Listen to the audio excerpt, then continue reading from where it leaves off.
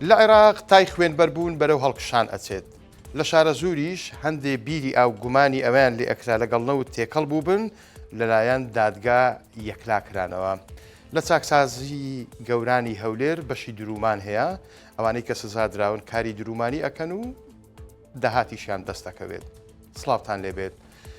هەرچی گەرمای هاوین بەتینتر دەبێت توشبوانی تای خوێنبەربوونیش زیاتر ئەبن. بە قسەی سەیف بەدر کەوتەبێژی وەزارەتی تەندروستی عێراقا تەنیا لە ماوەی یەک هەفتەی ڕابردوودا 17 توشببووی نوێی تای خوێنبەربوون تۆمارکراون و کەسێکیش بە نەخۆشیەکە گیانی لەدەستداوە. بەباش ژمارەیە و کەسانی لە سەرەتای ئەم ساڵەوە تووشی پەتاکەبوون گەیشتۆتە 184 کەس و 24 کەسیش گیانیان لەدەستداوە.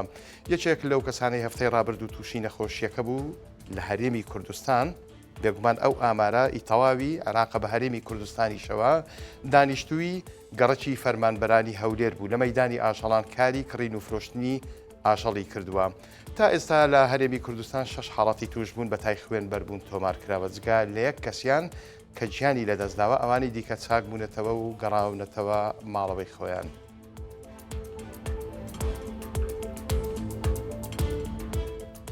هەفتەیەکان نمونە لە ئاوی دوو بیری شارە زوور وەرگیراوە کە گومان ئەکرا نەوتیان تێدا بێت.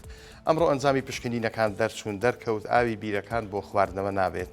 ڕزگار غەفور قایمقامی قەزای شارە زوور بە 1964 وت دوای ئەوەی ئاگادارکراینەوە لە بوونی ڕێژەیەکی زۆر لە چەوری و ڕۆن لەناو بیری یاریگای شارە زوور لیژنەیەکمان پێکهێناو دەرکەوت بیری باخچەی شەهید فایق گەڵاڵیش هەمان کێشەی هەیە. دواتر لیژنەیەک لە کۆنتڕۆڵی جۆری بەڕێوەبەرایەتی ئاوی دەوروبەری سلەیمانی هاتن و نمونەیان لە ئاوی ئەو دوو بیرە و بیری دوو ماڵی دیکەش کە نزیکی یاریگاکە بوون وەرگرت.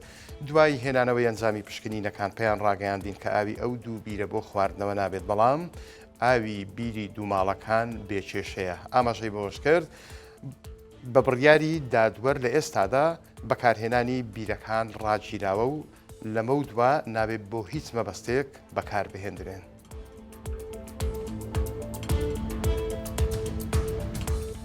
چاکسازی گەورانی هەولێر ناوەکەی بەخۆوەیە، هەلی کاری بۆ زیندانیان ڕەخساندووە و خێر و بێری کارەکەش بۆ خۆیانە.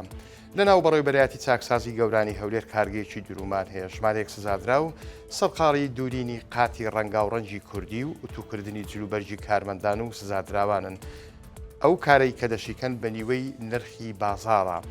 لەو داهاتەی ماگانە دەستیان دەکەوێت بەشێکی بۆ خانەوادەکانیان دەنێرنەوە. بەڕێوەبەرایەتیەکە ئەڵێت ئەو کارە جگە لە منفعەتی مادی فشاری دەرونی لەسەر سزادراوان و خانەوادەکانیشیان کەم ئەکاتەوە کەشێکی گونجاویش ئەخڵقێنێت بۆ دووبارە شیانەوەی سزادراوان بە مەبەستی ئامادەبوون و گەڕانەوەیان بۆ ناو کۆمەڵگا.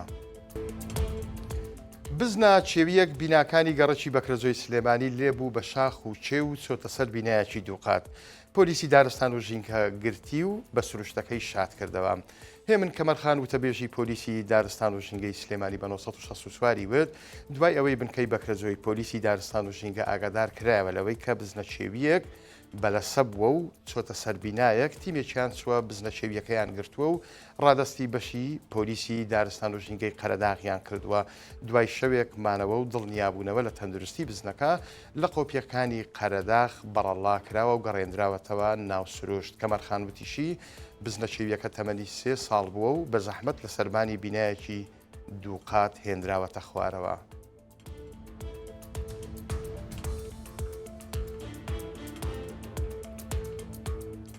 بەڕێزان سەرنجتان بۆ ئەوە ڕائەکێشم کە لە مانگی ڕابردوو واتە مانگی حوزەیران چەند ساڵاچی مەدەنی لە هەرێمی کوردستان ئەنجام درراوە. ئامارێکی نوێ بڵاو کراوەتەوە.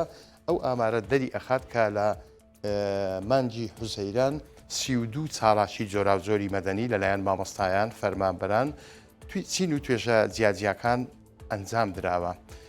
لەو 32 بێگومان پێشەوەی بێنە سەر ئەو 32 بەراورد بە مانگی ئایار واتە مانگی 5 ژمارەی چاڵاکیە مەدەنیەکان لە هەرێمی کوردستان لە زۆربەی پارێزگا و ئیدارە سربەخۆکان زیادی کردووە، چونکە لە مانگی 5 31 چاڵاکی هەبووە، لە مانگی 2 بووەتە 32 چاڵاکی، واتە لە هەردوو مانگەکە 63 چاڵاکی جۆراوجۆری مەدەنی ئەنجام دراون. ئەو بابەتانەی کە چاڵاکیان بۆ ئەنجام دراوە بریتی بوونە لە 16 چاڵاکیان بۆ وەرگرتنی موچە بووە. بێگومان دواکەوتنی موچە زیاتر خەڵک ئەهێنێتە سەرجادە بۆ ئەوەی داوای مافی خۆیان بکەن.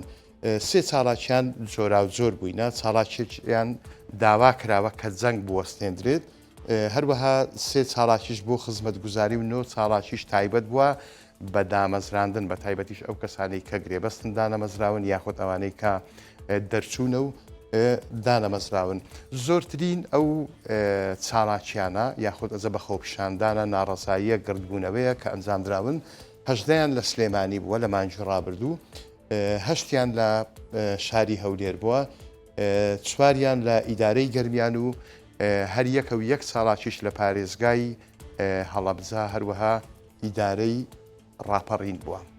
بەڕێزان هەواڵەکانم پێشکەشکردن کاتێکی خۆش بە هەموو لایەکتان خواتان لەگەڵ.